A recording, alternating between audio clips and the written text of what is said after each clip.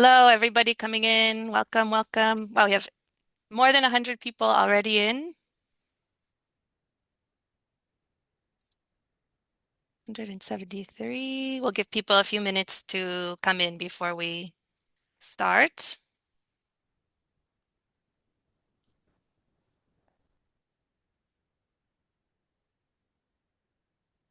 If you want to write in the chat while we're waiting to start, maybe where you're from, if you came to any of the prior sessions.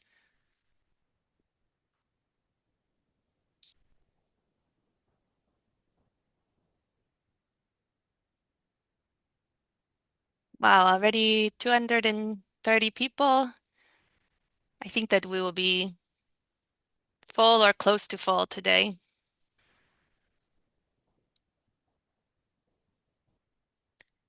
Good morning. I see people from Guatemala, Ghana,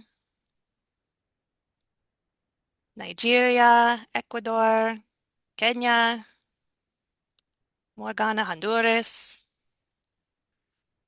all of the regions, Tunisia, India, lots of Ghana, Berlin, Germany, South Africa. Ah, Francesca Ciardi. Hello, Francesca. Namibia, Malawi, Iran, Mexico, UK, Uganda, Sri Lanka. I think I'm missing some. Now it's going very fast. We'll wait maybe just one more minute and then we'll start. Lots of people from Ghana today, in Guatemala, Mozambique, Egypt, Cameroon,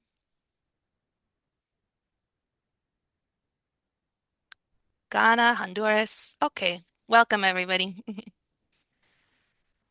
Okay, so I think that we can start. So hello everyone. Good afternoon. Well, it's afternoon for us here in Italy. It may be morning for you or evening. So whatever time it is for you, thank you for joining us today and welcome to the grand finale of the Short Talks Big Impacts competition. And as you probably know, this competition has been organized by us here at the Organization for Women in Science for the Developing World, as we call OWSD. And we invited all of our members, which are more than 10,000, to participate. And we had a huge response from the members, and we've already had 3 regional sessions to narrow the competition down. So we started off with Africa, then we had Latin America and the Caribbean. And last week we had the Asia and Arab region competition. And I must say, and if you tuned in for any of those sessions, you know that we've had some really excellent presentations. And the finalists who are competing here today were all in the top 3 winners of their regions. So you're in for a really fantastic competition today. So I'll introduce myself. I'm Erin Johnson, and I work at the O Secretariat right now, mostly on our early career fellowships program and on our awards program, and also on communications. And I'm here today with my colleague Giulia Signori, who works largely with the OS national chapters and the membership, and also on communications. And we're also joined today by our panel of judges who will be helping us determine the winner of the competition. So I would like to introduce them as well. So we have Babalola, excuse me, Olubukola Oluranti Babalola, who I'm sure many of you know already. She is our OST Vice President for Africa.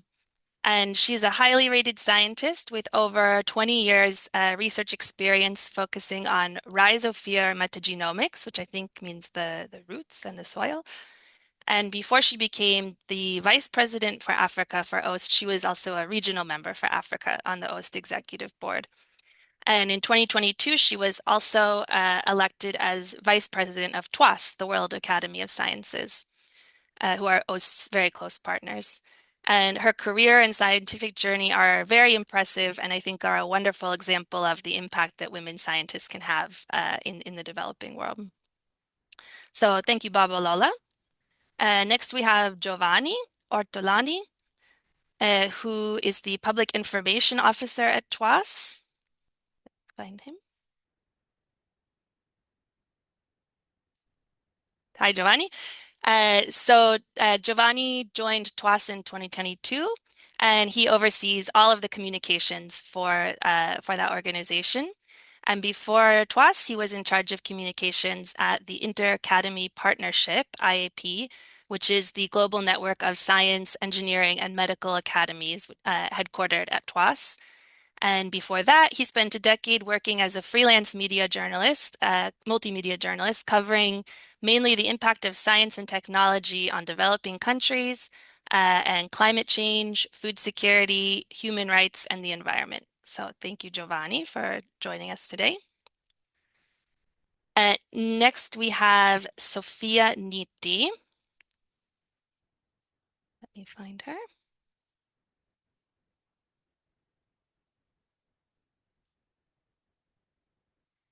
So Sophia is joining us from IAP, the Inter Academy Partnership, where she's the communications officer. And IAP are also one of our very close partners here at OWSD. And Sophia joined IAP in 2023, and she oversees all the IAP communications and communications between IAP member academies and regional networks. She's worked as a multimedia journalist for French, Italian, and English-speaking media outlets. And before joining IAP, she was based in Iraq, where she worked as a freelance news reporter and video maker. And she has a lot of experience in multimedia communications for UN agencies, government organizations, and NGOs, in particular in France and across the Middle East. Thank you, Sophia.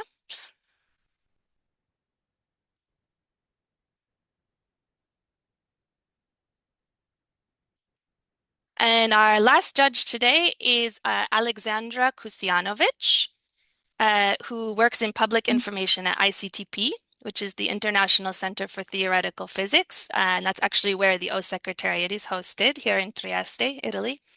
And Alexandra is responsible for data analysis and visualization to support communications, monitoring, and reporting for various ICTP programs and activities. And she also oversees media monitoring and coordinates outreach activities for science communications. And she also worked previously with us here at OST, managing the membership and providing support to the national chapters, especially in Latin America. So many of you might know her already. And she has also worked previously at the United Nations Office for Project Services at the Pontifical Catholic University of Peru, which is where she's from, and at the Peruvian Educational Ministry. So thank you, Ali, and thank you. We're very grateful to have all our judges here with us today, and thank you for bringing your wealth of experience to our competition. So now I'd like to explain a bit what the competition is about and why we decided to organize it. So we at OST in the Secretariat, we see the incredible work that all of the OST members are doing every day, and we know that you're all excellent scientists and that your work is solving all kinds of different problems on the local level and all the way to the global level. But we know that sometimes the research itself is not enough. You know how important your research is, but a lot of the times, uh, half the battle in science is convincing other people that your research is important. Whether it's funders or policymakers or communities that you're trying to work in and cooperate with, or who might benefit from your research. So it's very important to be able to develop the skills to convey scientific ideas and sometimes very complex concepts in a way that makes them relatable to those people. And especially to make sure that people really understand the impact of your research and they understand how it affects them. Why should they care? And most of the time that you find yourself in this situation, you may not have a lot of time to make your point or to communicate all the nuances of your research. So you might just have a few minutes interaction with people. And that's why it's important to develop the skills to be able to communicate your research clearly and succinctly. So we've asked all our presenters here today to focus on really getting to the heart of why their research is important, what impact does it have, and why should people care? So now that I have explained the purpose of this competition, I want to turn it over to Giulia Signori, who's going to explain a little bit about how it's going to work, how the judging and the voting is going to work, and also about the prizes, which is a little bit of a surprise. Yeah, thank you very much. And again, I want to stress again how exciting it was to hold this competition and on the occasion of the International Day of Women and Girls in Science. I think it's been a very rewarding month for us at the Secretariat because we saw a very huge participation from all over the world, and it was really, really exciting to hear about all your research, but especially to see how many people were actually interested and engaged in voting and in following this competition. So it's very exciting to having got to this finale. I think we have the best presentations now competing between each other. But anyway, I'm sure it's going to be very exciting to hear all of them. We've already heard some of those, but it's going to be cool to hear them again and see maybe uh, new ways of presenting that might have arisen. And I just wanted to briefly remind you about how the dynamic is going to work. As the previous times, you will, all the presenters, which are 11 this time, are going to be briefly introduced by Erin, and then they're going to be given the floor. And just when they start speaking, a timer will appear. They will have exactly 3 minutes in order to make their presentation. And when the 3 minutes timer stops, they will have to stop their own presentation. We are going to hear all the presentations one after the other one. So I strongly encourage you to take notes about the presentation that you like most, some aspects that you would rate good or bad about each presentation, because at the end you're going to have the time of casting your vote. So there is going to be a poll that will appear in this webinar. You will have all the names of the presentations, of the presenters, I'm sorry, the competitors. And you will have to select just the one that you think was the most impactful and was most effective to explain the relevance and importance of their research. This time, differently from the other regional sessions, we are going to have also the panel of judges. They are going to cast their vote during the voting process. So we'll have 3 people that are going to be decided by you, the audience, but also one person that is going to be declared winner by the judges, which might be between the other three, or maybe could even be like someone else. And now let's get to the most exciting part. We have announced that there were going to be some prizes for the winners of this competition. And so we are very happy to announce that the winners of this competition are going to be invited to attend and funded, of course, to attend the OWSD General Assembly, which is going to take place in November 2025.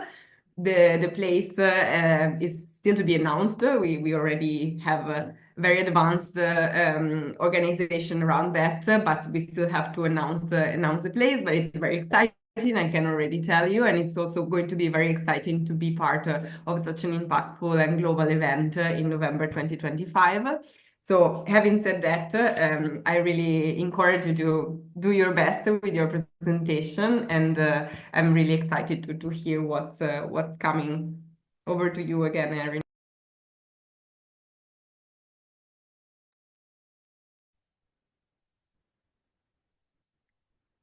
Thank you, Julia. Uh, so yeah, thank you. So we know how the competition and the judging and the voting are going to work, and also about what the prizes for our winners are going to be. We are going to go ahead and get started with the presentations. So our lucky first presenter today, and I should say before we start, for the presenters, we're going to put the timer on the screen. So you will be able to see on Julia's profile how much time you have left. But also you will hear a little music when the timer is up. So, you don't have to stop immediately. You can finish your sentence, but please do heed the time limit. And we won't start the timer until you actually start speaking and start your presentation. So, if you need to check your mic or if you have some technical issues, don't worry about wasting your 3 minutes. So our first presenter is Victoria Casasola Aldana from Guatemala. She's a chemist and a researcher at the I2QB3 Research Institute of Mariano Galvez University in Guatemala.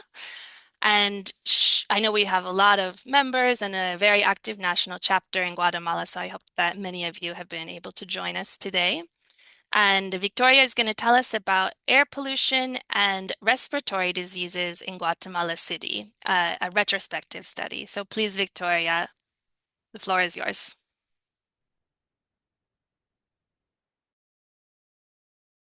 All right. Thank you. Well, there is something all of us do. Breathe. It is the essence of life, and we sometimes forget about it. According to the World Health Organization, 99% of the global population breathes polluted air. And according to the State of Global Air, air pollution is the second leading global risk factor for death. Most of us are surrounded by a silent danger, air pollution. Our natural filter, the nose, can trap particles from 2 to 5 microns. They are so tiny that we can put 10 particles of 5 microns in the width of a single hair.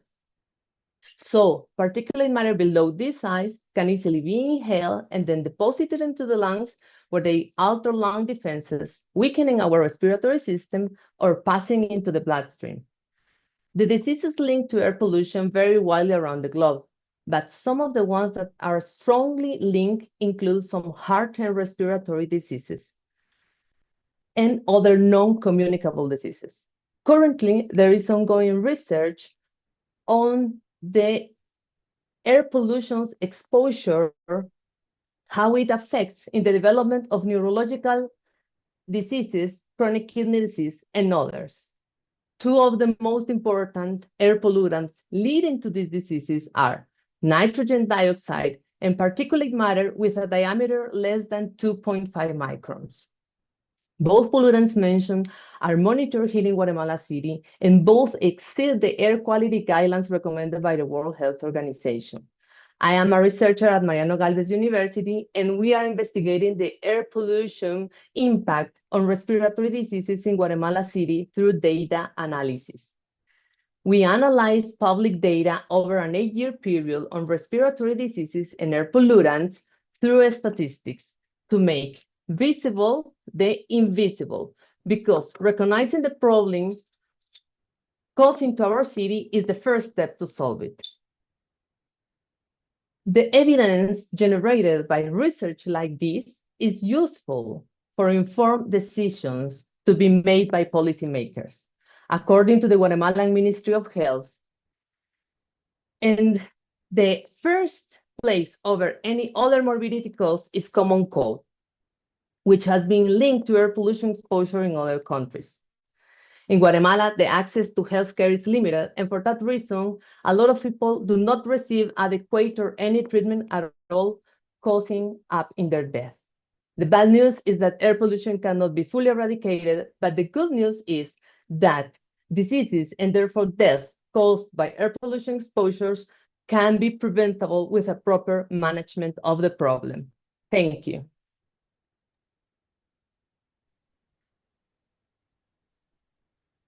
Thank you so much, Victoria. Uh, I liked how you said this thing about making the invisible visible, because it's true.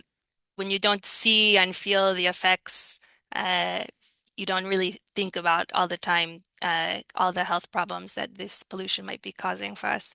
So it's very important to make sure people are aware of and addressing that issue. So next up we have Irene Opoko and team from Ghana.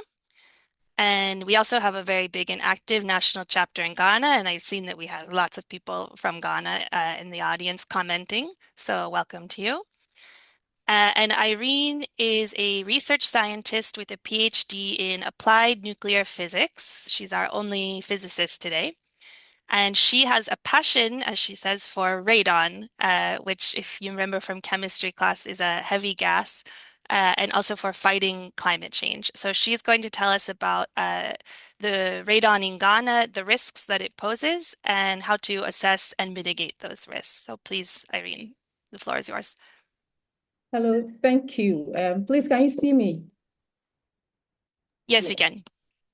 Okay.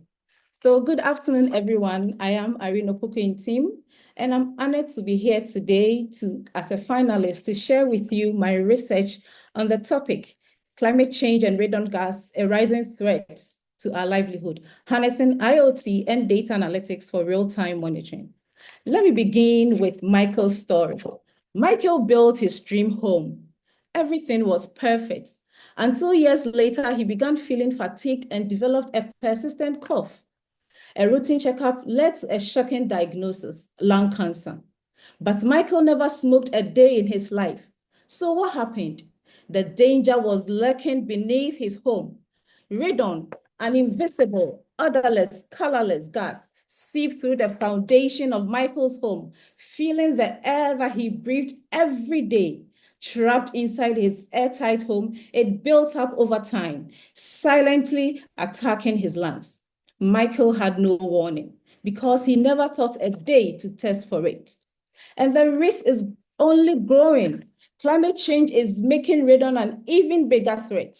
Rising temperatures push more radon into buildings. Increased soil moisture is releasing radon faster, and airtight designs is trapping radon inside. This is where my research comes in, harnessing IoT and data analytics to develop smart radon detectors to measure radon exposure in real time, minute by minute, so that we can detect the danger before it's too late. Radon, let me tell you, that is the second leading cause of lung cancer worldwide, and 21,000 people die out of radon-induced lung cancer every year, according to the WHO and the US EPA. Yet, traditional detectors like these ones take weeks or months to deliver results. Now, imagine a small, low-cost smart detector, locally developed, placed in Michael's home. It's going to work around the clock, monitoring radon levels in real time, detecting dangerous concentration, and sending instant alerts to phones and email. This research isn't just about detection, it's about prevention, as it's going to empower people to take immediate action and save lives. Locally, beyond individual homes, real-time radon data can guide policy, strengthen regulations, and drive environmental action in Ghana and beyond. Globally, this research serves as an environmental blueprint, proving that affordable, cutting-edge technology can help combat health risks from radon anywhere in the world. Radon, as I said, is invisible, but its dangers is very real. Awareness isn't enough. We need action now. Let's not wait until it's too late. Let's detect, prevent, and protect. Thank you. Thank you so much, Irene. That was fascinating, and I have to admit that I honestly have never even really been aware of radon as a health risk. So you kind of unlocked a new fear in a way, but I think it's very important that you're addressing not just awareness, as you said, but prevention of this risk. So thank you very much. Our next presenter is Richa Naveed Ahmed from India. And we have lots of members from India. We have more than 460, which is more than any other country in Asia. So I hope that there are lots of people from India with us today. And Richa is an Indian bioinformatics scientist working in Dubai. And she's going to speak to us about decoding congenital heart disease, which is something that obviously touches many people's hearts, I think. And she is taking specifically a multi-omics approach with genomics and single-cell data. So, Richa, please tell us a bit about your research.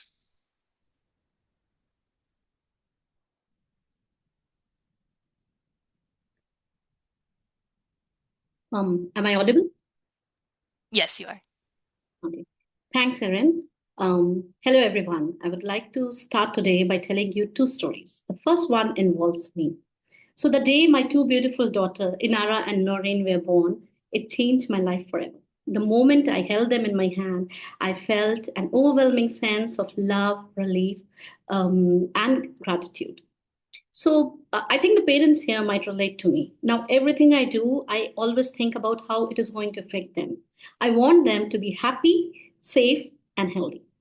Now, in this next story is also about a mother.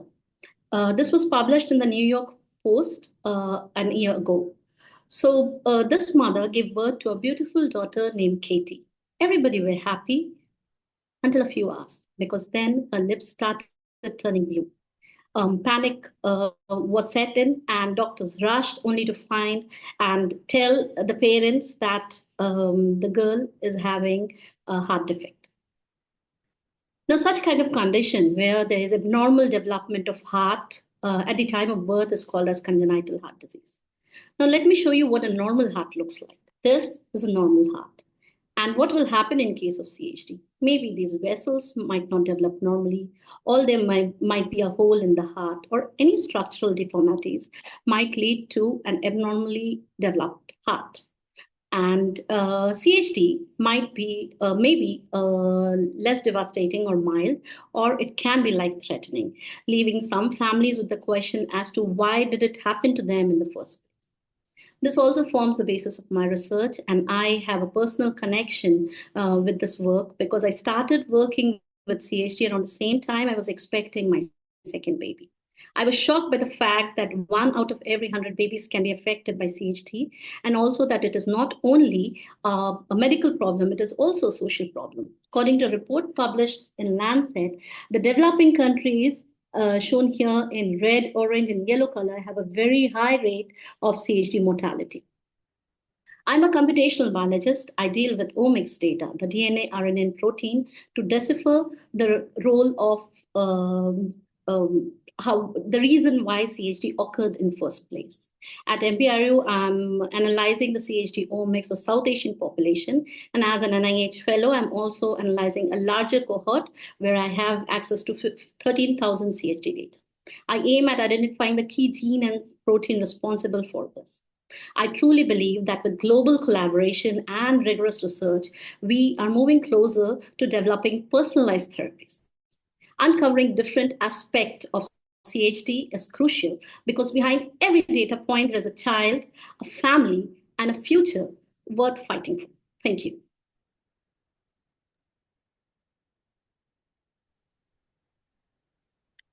Thank you so much, Richa, and excellent timing, exactly 3 minutes.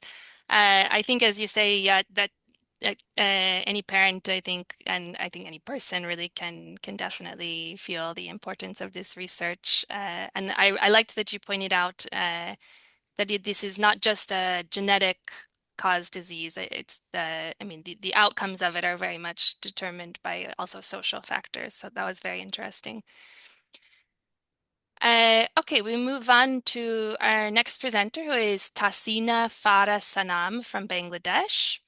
Uh, Tasina is an early career fellow, one of our OWSD early career fellows. And I mentioned also in last week's session that I got to interview Tasina when she came to Trieste last year for the orientation workshop. And so I know that her work is very interesting, and I'm glad that everybody gets to hear more about it. She's a professor of appropriate technology at the Bangladesh University of Engineering and Technology. And she's going to talk to us about Invisible Waves, Visible Change, where AI meets autism for recognition of movements and sign language. So please tell us about that, Tasina. Thank you, Erin. Am I audible? Yes. Okay. Let me start. Imagine a train station bustling with energy, and a little boy named Ayan is waiting at the platform eager to board. But there is a problem. He doesn't have a ticket and he can't tell the conductors where he wants to go. Ayan's mother, Rina, watches helplessly while the other kids board on the train of communication, learning, and growth, while Ayan is left behind. Yes, I am talking about ASD, autism spectrum disorder. Autism affects millions globally. According to Global Burden of Disease Studies, about 61.8 million people are in the autism spectrum globally, about 1 in 127 people. The number is rising, making the early intervention and diagnosis more critical than ever. In Bangladesh, autism accounts for 19% of all neurological disorders. Yet many children are left undiagnosed until school age because they miss the vital early intervention opportunities. Now imagine an invisible system that could identify Ayan's movement and gesture early, understand what he needs, hands him the right ticket, and help him to reach his destination. That's what my research aims to do. My research leverages what we already have around us, that means the Wi-Fi signal. My research utilizes Wi-Fi channel state information, an advanced form of radio frequency signal that can detect fine body movements without needing any physical device or cameras, which are intrusive for children with ASD. Now, how does this work? Wi-Fi signal gets affected when Ayan's body moves. So when he flaps his hand or make a gesture for water, his body disrupts the Wi-Fi signals. By analyzing these disruptions using digital signal processing and advanced deep learning models, I have developed a system that can distinguish between different body movements, whether he is making a gesture or making a request. I have developed a system that can learn this pattern and I translate them into meaningful action. Now imagine how this research can impact the global health. The earlier we can detect these signals, the faster and smoother his journey will be. If we miss these signals early, his train of development will be delayed or even derailed, making it is harder for him to reach his full potential. So, my research works as an advanced railway system using Wi-Fi channel state information to detect these signals early, keeping Ayan's train of development and learning and growth on track, ensuring timely support and help him to reach his destination, a world where he is truly understood. This research is revolutionary because this is non-intrusive, cost-effective, and accessible, making it an ideal solution for autism support centers, schools, and homes in Bangladesh. So, with millions affected globally and thousands affected in Bangladesh, my research aims to empower the autistic children to communicate, giving parents like Rina and children like Ayan a voice that the world can finally hear. Thank you.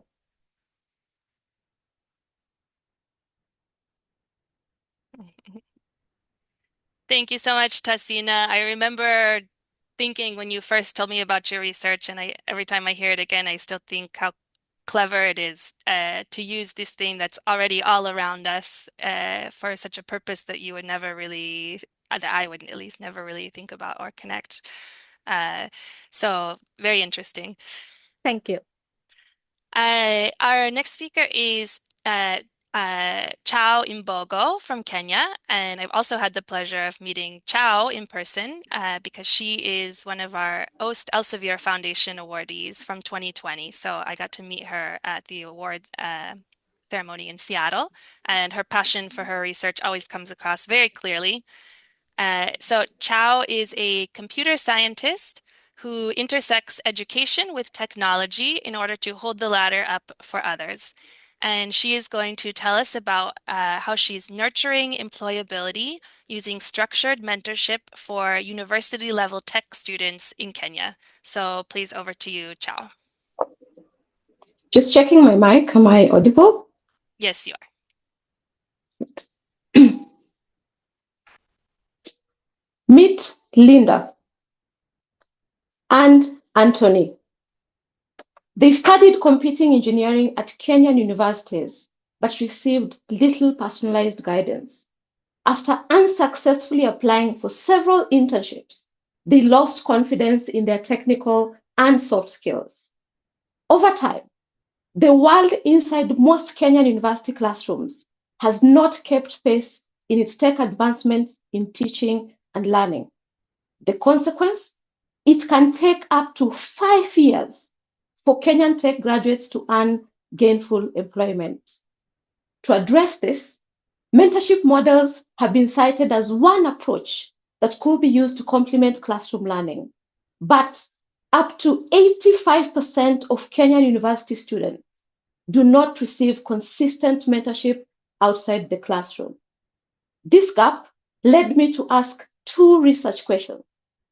What is a mentorship model that we could use to complement classroom learning for tech students? And what is the effectiveness of such a model in nurturing employability? To design a structured upskilling model, we combine gaps in curricula intake and feedback from employers and beneficiaries. The result? An 8-month curriculum that complements classroom learning for tech students by nurturing them with 21st century skills in competencies like responsible computing and professional development. To test its effectiveness, we use the Kirkpatrick model that measures reaction, learning, behavior, and long-term outcomes. The result? We have so far served 271 students from 27 Kenyan universities, 50% of whom are women, by collaborating with over 200 industry professionals and companies like Mozilla Foundation. Today, Linda, by benefiting from the structured mentorship model, increased her skills in data science and human-centered design. She is now a leader of a startup called Classify Me that uses machine learning algorithms to match high school students with the right university and career options. And Anthony increased his skills in responsible data science and scholarship expertise. Today, he is at the University of Cape Town on a full scholarship, pursuing a master's in artificial intelligence towards a career in research. Linda and Anthony show that we can close the tech skills gap by combining classroom learning and structured mentorship models towards holistic education. In doing that, we can close the global skills gap, potentially adding $11.5 trillion to the global GDP. So join me in the movement to reimagine computing education, one holistic skill at a time. Thank you. Thank you so much, Chao. I liked these real examples that you gave. It really helps to understand the impact that your work is having. And we hear all the time from fellows and awardees and members that mentorship is really, really critical to their success. So I think it's really excellent work that you're doing.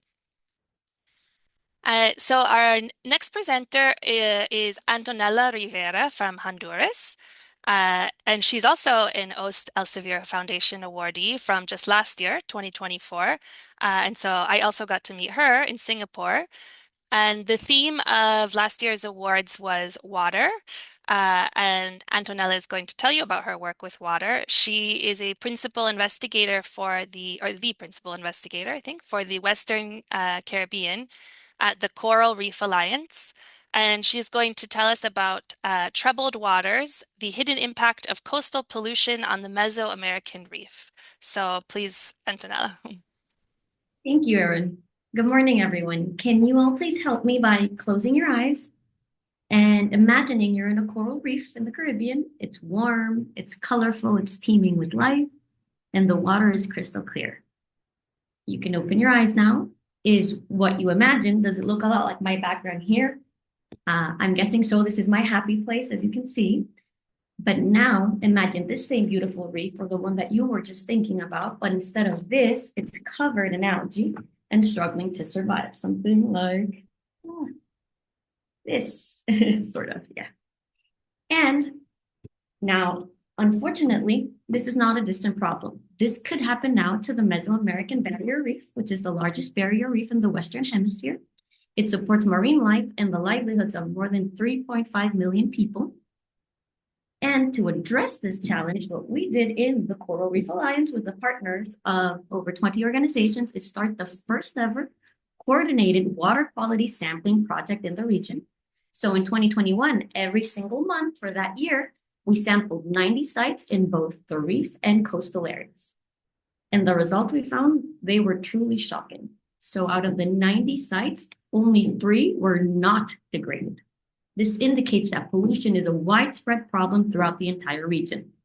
Nitrogen levels were twice the safe limit, making it hard for corals to reproduce and grow. And phosphorus levels, they were 100 times higher than what you would see in other areas of the Caribbean, fueling algae overgrowth like the one we just saw.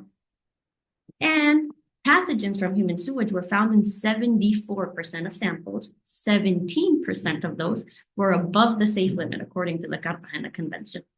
And worst of all, this wasn't just in the coastal sites. We found this directly on the reef. So this really is not just a lot of scientific findings I'm giving you. This is a red flag that we can and we must act now. The crisis is not just about the corals. It's about people. It's about economies. It's about livelihood. It affects everyone. Polluted waters affect food security by hurting fish populations. They affect tourism, which fuels the economy, and they even endanger public health because the highest levels of contaminants are found when we have more tourists in the area. So this is what a tourist might expect to find, but this is what they'll find if we don't act now. So the science is clear. Now we must act, and particularly considering that March 22nd is World Water Day, which reminds us that water is not a privilege, it's a right that the people of the Mesoamerican Reef are being stripped of due to polluted waters. But there's really good news, I promise. We can solve this problem by identifying pollution hotspots. Our research is guiding solutions. Stronger and holistic wastewater treatment can help reverse this trend. So now we know that we have the data, we know the problem, we just need urgent action. Because if we don't act now, we're not just hurting the reef, but everything that depends on it.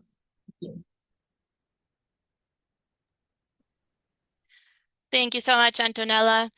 It's raining here today, so I really was having a good time imagining swimming around a coral reef, and I didn't want to come back. But it's very sad to think that that those beautiful places are at risk. But I like that you ended with the good kind of an optimistic note that it is possible to enact change, and I hope that you have success in that. So we move on to our next presenter, who is Zara Beyzeh from Iran. Uh, Last week, I know we had a huge number of people who joined us from Iran, so I hope that you're here again today. And I think I've seen already since last week that we have some more momentum towards getting a national chapter going in Iran. So hopefully we'll have more news about that soon. And Zara is passionate for science and research. She's a new career scientist, and she's going to talk to us about the comprehensive diagnosis of inherited metabolic disorders in Iran, the challenges and the advances. So please, Zara, tell us about that. Thank you. During my postdoc, I worked in a hospital collecting samples for my research. Every day, I saw mothers carrying their sick children from doctor to doctor, spending months searching for answer, spending all their money only to hear we don't know. The children were suffering, yet no definite diagnosis, no treatment, and no hope. Just they are suspected to inherit metabolic disorders. I knew I had to change that. Inherited metabolic disorders are rare, life-threatening, and often undiagnosed. These disorders are difficult to identify because their symptoms can be vague and overlapping. Limited awarenesses and inadequate diagnostic tools leave many children invisible to the healthcare system. And we know that the early diagnosis can mean the difference between the life and death. I always ask myself, how can we diagnose these children faster without invasive procedure? This question become my mission. I believe that the solving a big problems start with a small step, one disease at a time. I worked on as an early career scientist. I started with glycogen storage disease, a group of the almost 19 rare disorders that cause low blood sugar, muscle weaknesses, and liver damage. These children need early diagnosis, but the current gold standard is liver biopsy, is painful and risky, especially for newborns. I wanted to better way. My research led me to biomarkers. In our lab, we discovered glucose tetrasaccharide, a specific biomarkers found in the urine of these patients, and just in the two type of this patient, we found it and rule out the other types. This is the breakthrough because it's a non-invasive, fast, and life-saving technique. With this biomarker, we can diagnose these disorders in the golden time before the liver damages. So finally, we find a simple test, a faster answer, and a saved life. But now I stand here representing not just my country, but children worldwide who deserve an answer. My work is not easy. Resources are scarce, and also the need is great. But I believe that the science should serve humanity. Together, we can turn knowledge into the action. We can make a difference. Thank you.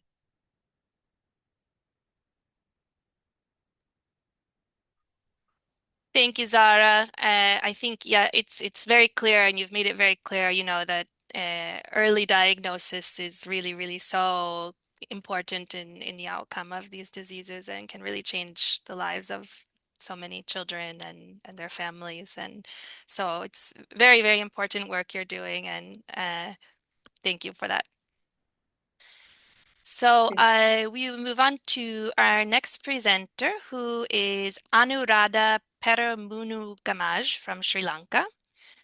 She's actually a current OWSD PhD fellow, the only one that we have in the competition, I think. And so she's currently doing a sandwich fellowship at the University of Sao Paulo in Brazil. And she's going to present to us about how she's designing a framework to foster collaborative learning through the Moodle learning environment. And as we all learned, I think during the COVID pandemic, online learning can be a great opportunity, but it's also not always so easy for people, even people that spend all day online, to adapt to new tools. So please tell us, Anuradha, how you're addressing that. Thank you. Making a difference through collaborative learning in Moodle. Education is not just about acquiring knowledge, it's about learning together, solving problems, and preparing a future where collaboration is the key. That's where my work and research come in. Within over 70 years in higher education and being a certified member of Association of Learning Technologies, I have seen how technology transforms learning. But I have also seen the challenges. Students often engage with online platforms like Moodle in isolation, making out on the power of collaboration. I hope we all remember experienced this exactly 5 years ago. Therefore, my research focuses on designing framework to foster collaborative learning within Moodle, making online education more interactive, engaging, authentic, and effective. Why does this matter? Because the world needs graduates who can work together, who can think critically, solve problems creatively, and communicate effectively. This is particularly important in Global South, where access to education is often uneven, and technology-mediated learning is crucial pathway to opportunity. Coming from Sri Lanka, I understand the unique challenges faced by students in this context, from limited digital access to need for more inclusive, engaging online learning environments. By enhancing Moodle collaborative learning potential, I am helping to bridge these gaps, ensuring students are better prepared for the workforce and the society. Beyond students, my work supports educators too. It provides them with tools and strategies to design courses that actively encourage discussion, teamwork, and shared problem solving, making teaching more impactful and fulfilling. A key part of this work is digital accessibility. Ensuring that all students, regardless of their abilities or circumstances, can fully participate in online learning, yet this remains largely overlooked in our region. True digital inclusion means designing learning environments that work for everyone, including those with disability, those with limited internet access, and those learning in diverse linguistic and cultural contexts. By prioritizing accessibility, we can create more equitable education experience for all. Currently, I'm working at the University of Warwick, collaborating with colleagues on the projects related to open education that create opportunities to share European practices within developing countries like us. Open education has potential to democratize learning, breaking down barriers, and making high-quality educational resources freely accessible through this collaboration. I'm contributing to global effort to create more inclusive, connected, and participatory learning experience. Technology should not just deliver content, it should build connection. And through my research, I'm working together to bridge the gap between technology and meaningful collaboration, shaping a future learning. It's truly interactive, inclusive, and open to all. Thank you.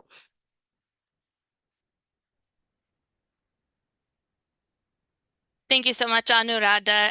I think, yeah, obviously at OST, it's very important to us, this spirit of fostering inclusive collaboration across different countries and nationalities. So this is something that is very close to our mission, I think. So thank you. So our next presenter is Aminatu Kon from Mali. And she is one of only 11 OST members in Mali, so we're very glad to see representation from there.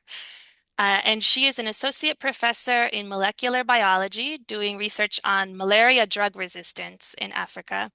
And it seems that malaria research is one of those things that seems we take 2 steps forward, 1 step back. And I know that there's many different angles from which to approach this topic. So please, Amunatu, can you tell us how are you approaching it? Can you hear me? Yes, we can. Okay. Thank you.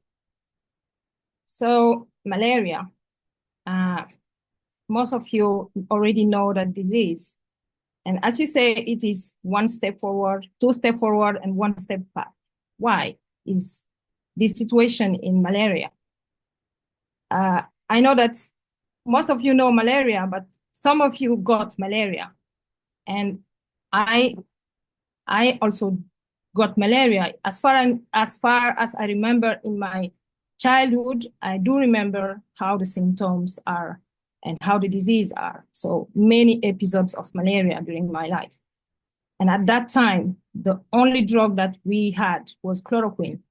Despite the resistance of the parasite to this treatment, it was the only alternative to malaria treatment. And I used to rely on traditional leaves to treat my malaria. And I bet you to try this one. It is a very bitter one. So you can imagine how children were fighting to get rid of their disease, drinking those kind of decoctions. So I am one of the lucky children that survived malaria in this situation and having only traditional leaves because the treatment was not working. And malaria resistance, of course, is one of the very most scareful problem in African continent or area where the disease is going on. So I decided to join a team which is really working and which is involved in developing and adapting new tools, molecular tools, very basic science tools, to understand how the disease is developing resistance in our area and tackle the situation before it gets really, really important. And in more than 5,000 deaths in children and pregnant women in the area where the disease is really, really important. So why basic science? Why basic science and how basic science is really useful in this kind of situation? It is a tool that can really help tackling and understanding the biology of the parasite to respond and to get a lot of information, very important information for the disease decision makers to take the very important based decision to be able to inform and change the anti-malarial drug treatment to be able to save hundreds of thousands of children's life in the area where we have the transmission of malaria in Africa and other places in the world. Thank you.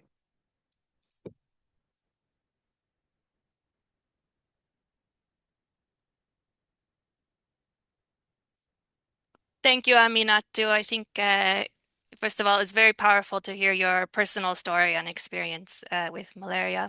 And it's obviously still a huge problem affecting so many people. And I like that you explained the relationship between basic research and progress on this, because I think it's much easier in a way to sell someone on your research when you're doing applied research. It's easier to demonstrate the immediate impact. So it's important also to be able to do that for basic research. So thank you. So we are down to our final two presenters already. And our next to final presenter is Tianga Shamini Talagala from Sri Lanka. She's a senior lecturer in statistics at Monash University in Australia at the moment.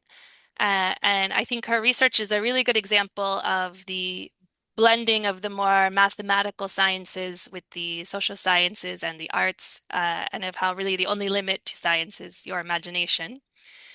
So her research is about exploring artistic legacy, analyzing artifact differences across kingdoms using machine learning. So please tell us about that, Tianga. Hello everyone. Happy International Day of Mathematics. I'm Tianga Thalagala. I'm a data scientist and also an artist. Data scientist and artist might seem like very different types of jobs, but they are closely connected. Artists see patterns in shapes. Data scientists see patterns in data. They both try to tell a story about our world. Artists work with colors. Data scientists work with numbers. Artists work with different types of brushes to create their discoveries. Data scientists work with different types of algorithms to create discoveries. I strongly believe behind every mathematician, there is an artist, and behind every artist, there is a mathematician. Sounds strange? Let me explain. Take a look at this book cover. You will find murals, wall paintings like this in ancient kingdoms. They are full of geometry, tessellation, and even color algorithms. You can see they are not just artistic choices, they are rooted in mathematical principles. My strong interest in data science and paintings led me to think about how machine learning helps us to understand mathematical concepts rooted in historical paintings and artifacts across different kingdoms. I collected photos of thousands of artifacts across different historical sites, including 5 UNESCO World Heritage Sites in Sri Lanka. By analyzing visual patterns such as colors, symmetry, composition, we can uncover unique artistic features of each kingdom that are not easily visible to the naked eye and have even been overlooked by historians. This research strongly aligns with today's Maths Day theme, mathematics, art, and creativity, emphasizing its importance. This approach has a powerful impact, especially in the context of tourism, a major income stream that helped us uncover economic crisis. By uncovering these patterns, we can promote our rich artistic heritage in a new way to attract wider audience. This methodology could be a game changer, helping any country in the world to pitch artistic legacy on a global stage. This approach can also be used as a way to authenticate our artifacts. The geometric patterns I discovered behind artifacts can be used to create mandalas like this. This helps to improve mathematical thinking in a stress relieving way. On the other hand, this is a great way to promote mathematics and science among creative, artistically talented women. Thank you very much.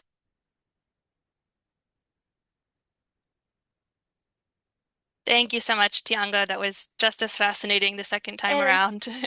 Erin, I just wanted to make a clarification on my introduction. I received PhD from Monash University. Currently, I'm working as a senior lecturer in one of the universities in Sri Lanka. Thank you. Okay, thank you for the clarification. So wow, what a really fascinating area of research you're in, and it's really interesting to think about, different mathematical themes being represented and used by different cultures. Just really, really interesting. And what a perfect day we've scheduled for you to present. Um, So we will move on to our last presenter, last but not least, who is Arisbeth Guadalupe Almeida Juarez from Mexico. And she is a PhD student in the Structural Biology Laboratory at the National Autonomous University of Mexico. And we have a number of members in Mexico. I think it's growing a lot. It's almost doubled, I think, in the last couple of years. And you may know that Mexico also has a woman scientist as their president now, which is very cool and very inspiring.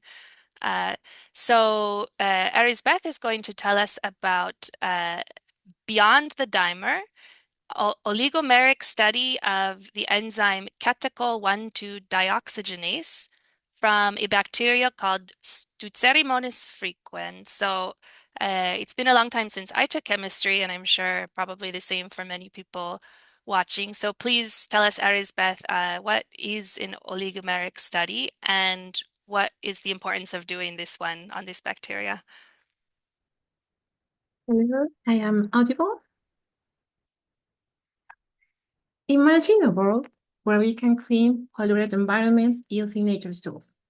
It sounds like a dream, but it's the foundation of my research. Oil pollution is a global environmental crisis.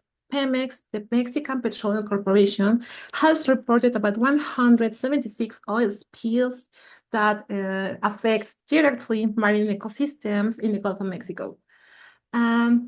Traditional methods are costly and harmful. But what if we use nature's tools? I studied enzyme catechol 2 dioxygenase from a bacterium capable of thriving petroleum polluted oil sites, such as those found in the Gulf of Mexico and other sites around the world. This enzyme has the potential for bioremediation, a process that uses biological systems to break down toxic compounds. And the study of this type of enzymes needs to focus on now the behavior outside the lab, outside their native conditions, using techniques such as self-exclusion chromatography and small language rate scattering. I haven't covered how this protein changes its quaternary structure. So this is called the oligomers. We can find dimers, tetramers, octamers, and even larger aggregates. Interesting, the external conditions such as lyophilization has a concentration just like the salt present in the seawater polluted by oil. We found that this protein even it changes its structure while preserving its catalytic activity. This knowledge is essential because we can use the family of this type of proteins for cleanup applications. My research also has contributed the development of sustainable efforts for use this family to know how this structure is related to this catalytic activity. And also, this study highlights the fact that proteins are not static entities. They change and they adapt depending on its environmental conditions. This report also highlights that the fact that we can use these proteins instead of traditional methods that are harmless for the environment and marine ecosystems. This work also demonstrates that we can do high quality science in our countries. This is a step toward the power of proteins to tackle global challenges. After all, what is the purpose of science if we don't use it to create a better world, regardless of who we are or what are we working? Thank you so much.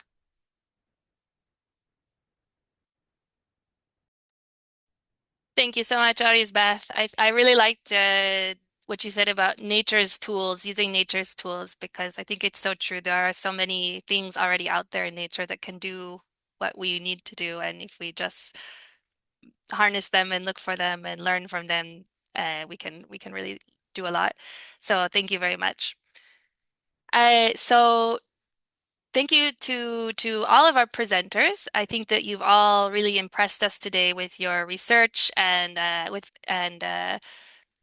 so many different interests and subjects in such a little time. And that just felt like it went by really fast to me because I was super engaged.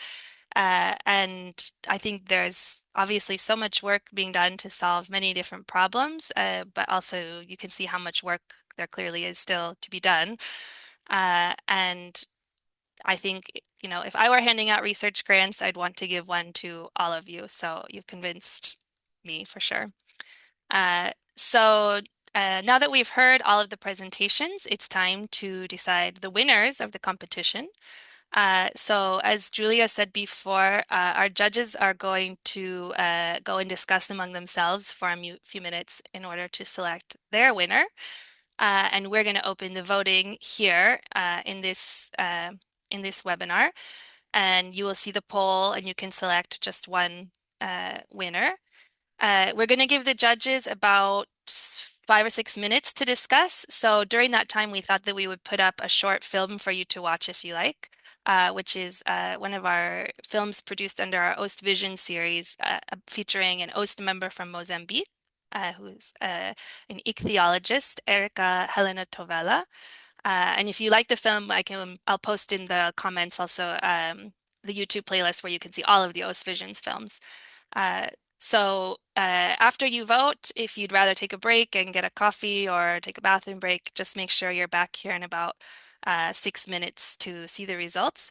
And we will open the poll now. And also I've sent a link for judges to join the separate session. So in the chat, you can find the link.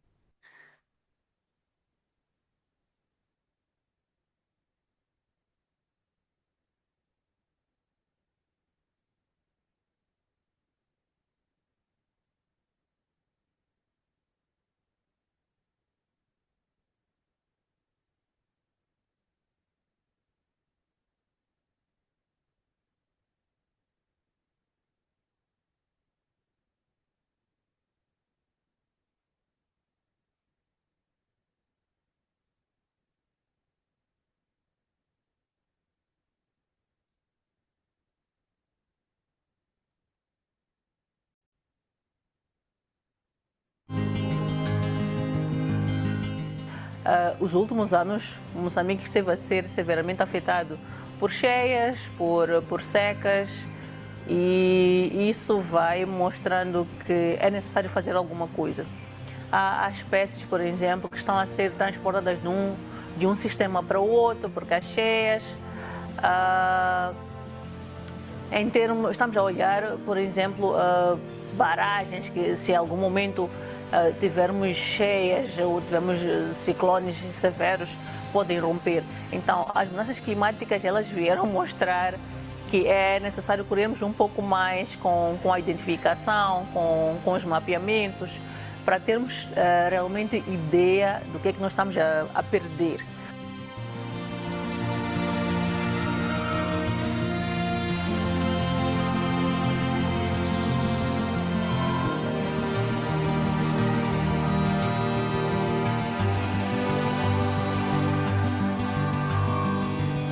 A minha motivação pessoal, que me fez investir a trabalhar na genética de peixes de água doce, primeiro é conservação. É olharmos o que é que existe no país, quais são as lacunas, como preencher essas lacunas. E comecei a ver que havia pouca informação sobre peixes de água doce, primeiro em Moçambique, e depois haviam também poucos especialistas.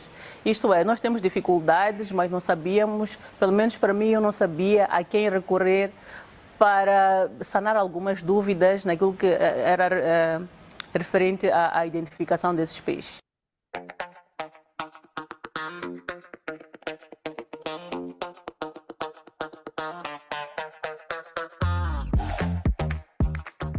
A minha área de pesquisa funciona literalmente com identificação, catalogação de espécies de água doce e marinhos, neste caso peixes de água doce e marinhos.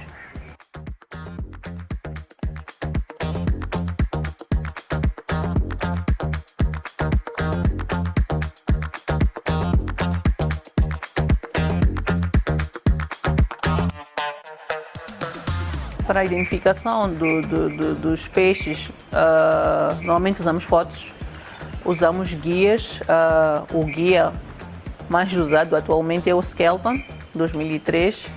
apesar de ser um guia que está desatualizado, já tem mais de 20 anos, mas até então é o guia mais próximo da nossa realidade.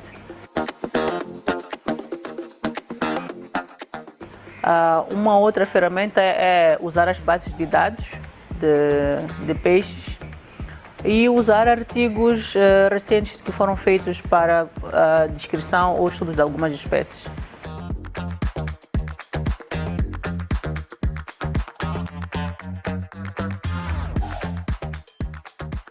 E tem vezes em que nós vamos tirar uma amostra de tecido e fazemos análise molecular. Essa análise molecular depois vai gerar aquilo é o tal barcoding, que vai gerar o código de barras. E cada espécie ou cada espécime tem o seu próprio código de barras. E aí ele vai fazer aquilo que é a identificação final daquela espécie, se não tivermos conseguido fazer isso a nível morfológico.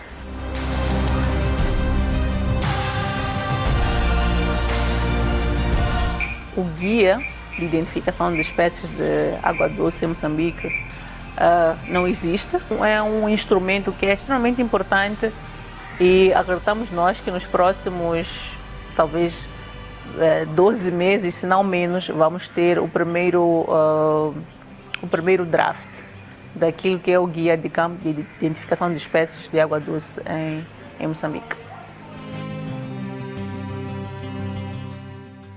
Cada um dos países contribui garantindo aquilo que é a sustentabilidade dos seus próprios recursos. E por não estarmos isolados, esta contribuição individual vai fazer com que, a nível global, nós tenhamos um planeta mais saudável, tenhamos melhor gestão de recursos e tenhamos garantido aquilo que é a melhor conservação dos nossos recursos pesqueiros e recursos genéticos, talvez.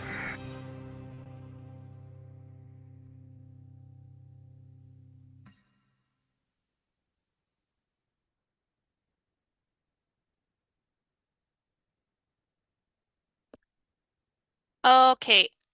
I've just heard from our judges who said that they need a few more minutes to decide their winner. So I'm actually going to find another video from the same series. So you can take a longer break if you need, or if you don't want to watch the video, you can mute the webinar for a few minutes.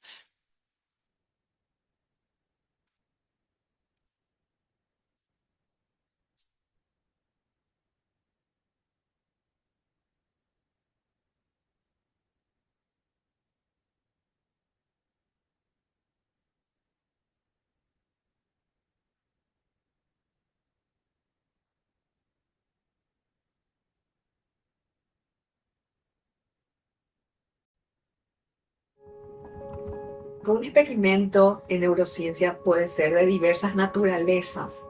Pueden ser experimentos clínicos, cognitivos, comportamentales, electrofisiológicos.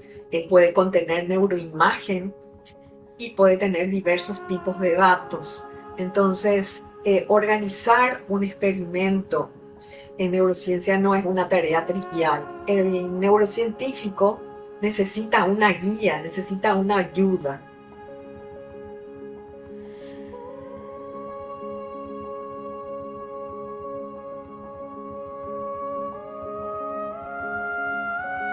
Soy Margarita Ruiz, yo soy docente investigador de la Universidad Comunera. Mi línea de investigación principal es la ciencia de datos y he creado junto a un grupo de docentes aquí de la Universidad Comunera la primera maestría en ciencia de datos en Paraguay y además el primer doctorado en ciencia de datos de la Universidad Comunera y del Paraguay.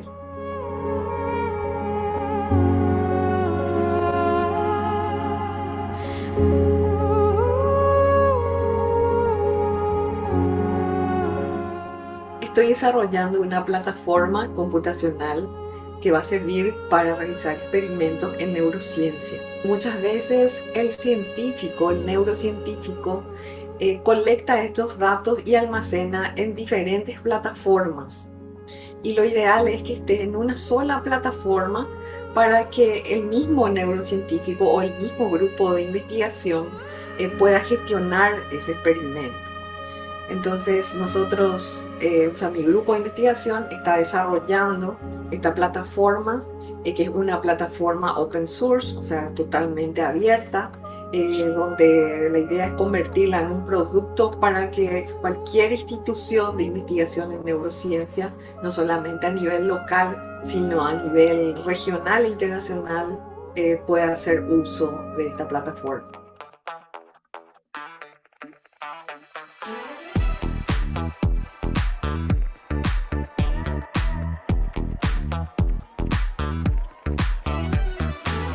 Cuando decidí estudiar ingeniería informática, no era consciente de que la investigación podría ser llevada como una profesión. Y mi primer contacto con un investigador fue con un docente que es el profesor Benjamín Barán, y fue el primero que habló de la investigación como una profesión.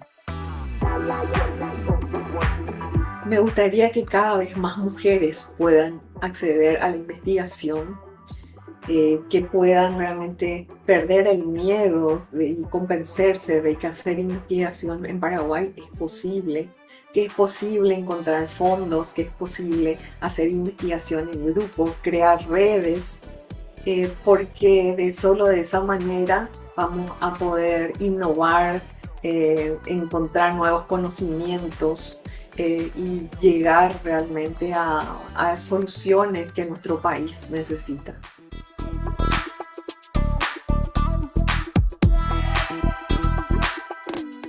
Generalmente aquí en Paraguay se colectan datos clínicos como peso, edad del paciente, presión sanguínea, índice de masa corporal. Además de esos datos clínicos, se podrían colectar otros tipos de datos como las señales que vienen de los sensores o de los electrodos en experiencias de electrofisiología, o si no, incluyendo imágenes médicas también a estos experimentos.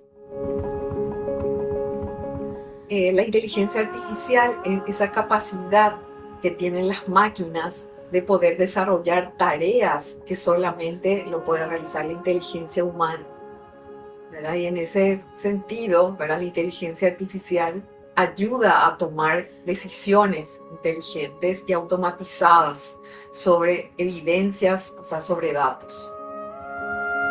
Bueno, este software permitirá a la comunidad neurocientífica ampliar los tipos de experimentos que tradicionalmente vienen realizando. Irá al neurocientífico encontrar algunos predictores, estos predictores que pueden llevar a crear nuevos tratamientos para enfermedades neurodegenerativas.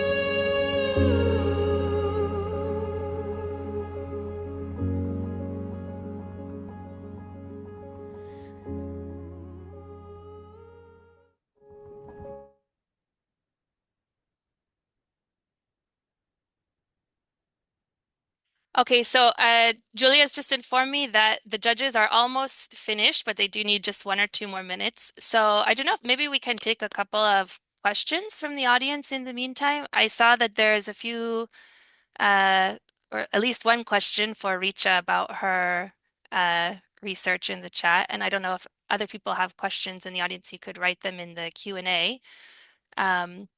So, Rich, I don't know if you've seen the question or if you'd be willing to answer. Somebody has asked, is there any relation of nutrition minerals and vitamins to CSD in infants? And can the nutrition profile of women anyway suggestive of predisposition to CSD? I don't know if maybe you want to answer that question.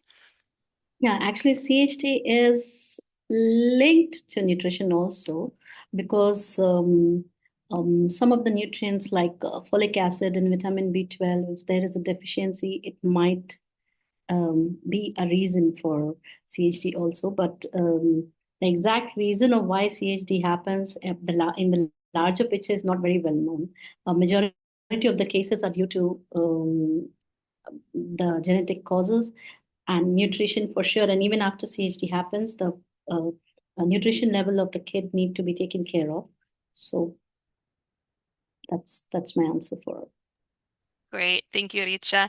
And I think our judges have rejoined us. I see at least Sophia and Babalola. Let's just give them all a second to rejoin. Yeah, I think Giovanni also joined through Sophia's link, so he shows up Okay. as speaking as well, but he's here. Okay. And so we have, I'm going to close the poll then for the audience in just a few seconds. So you have about 15 seconds to get your last votes in if you want to cast a final vote for somebody.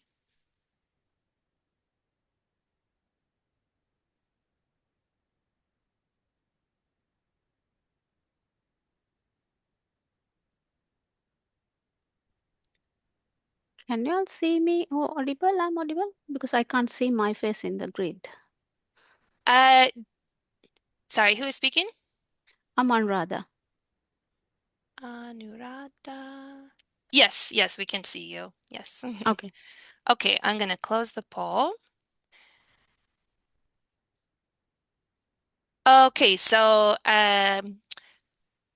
we have the results of the voting ready, and we also have the judge's decision ready, I believe. So I'm going to ask Julia to announce the winners of the competition. Of course, I think maybe we should start from the jury, since we are now back with all the jurors. I think Alexandra is also here. We had some inconvenience in meeting all in the same place, but fortunately, we had kind of a big agreement on who the winner was going to be, and so the judges have decided between all together about the winner. I'm going to ask to Olubukola Balola if she can announce the winner decided by the judges on behalf of the jury. Thank you, and thank you very much again for joining and for bearing this technical inconvenience as well. Ladies, you have all done extremely well. Your performance is very engaging, persuasive, groundbreaking. I find some of the presentation very organic, interactive, and clear and concise. You understand what it means by time management and a lot of beautiful attributes. However, there has to be only one person, and based on everything that the jury has agreed upon, the winner is Tianga Shamini Talagala. And she has been so unique in being insightful, captivating, evidence-based, and data-driven. Thank you. Thank you very much. And I'm very grateful for the opportunity. And I learned from every one of my colleagues in our competition. I'm very grateful for that. Thank you very much, and congratulations. And now we have to announce the other three winners, because actually the audience voted for three different people from Tianga. So we have finally four winners of this competition. And so we have four people who are going to travel to the General Assembly of OWSD. I'm really glad to announce that based on the votes of the audience, the third place of the Short Talk Big Impact competition, the third place winner is Chao Mbogo from Kenya. So a big round of applause to Chao. Then we have our second place winner, who is Irene Opokun team from Ghana. Congratulations also to Irene. And now the first number one winner of this competition, as voted by the audience, is Victoria Casasola from Guatemala. Congratulations, Victoria. Congratulations to all of you. We are really looking forward to welcome you to our General Assembly. And in general, we are really looking forward to learning even more from you about the presentation skills that are needed to make impact in science and to make this impact visible. Again, I thank you very much, all of you, for participating in this very insightful session. I leave it to Erin to close this session, and thank you very much for all this insightful month. Thank you, Julia, and congratulations to Tianga and Chao and Irene and Victoria. I think all very well deserved. Yeah, thank you again to all of our incredible presenters. I think you've all really understood the purpose and the spirit of this competition, and delivered us really compelling presentations and left us wanting to know more about all of your areas of research. And thank you also to our judges for taking the time to be here with us today and help us select the winner. And we really appreciate you lending your expertise and your knowledge about effective science communications. And thank you also to our audience for being part of this event and helping us to select the winners. And also all of our presenters from the previous regional sessions who were all brave enough to take part in this competition that I think was something of an experiment for us. And I think that it's been really wonderful. So we hope to repeat it again in the future. So with that, we'll close the webinar, but we hope to see you all back here again for the next one. Thank you. Thank you, Erin. Thanks, everyone. Bye-bye. Thank you so bye. much. Congratulations. Thank you you so and much. congratulations Bye. for all. Thank you. Congratulations. Bye. Congratulations, everybody. Thanks for having me. Thank you and congratulations to all the winners.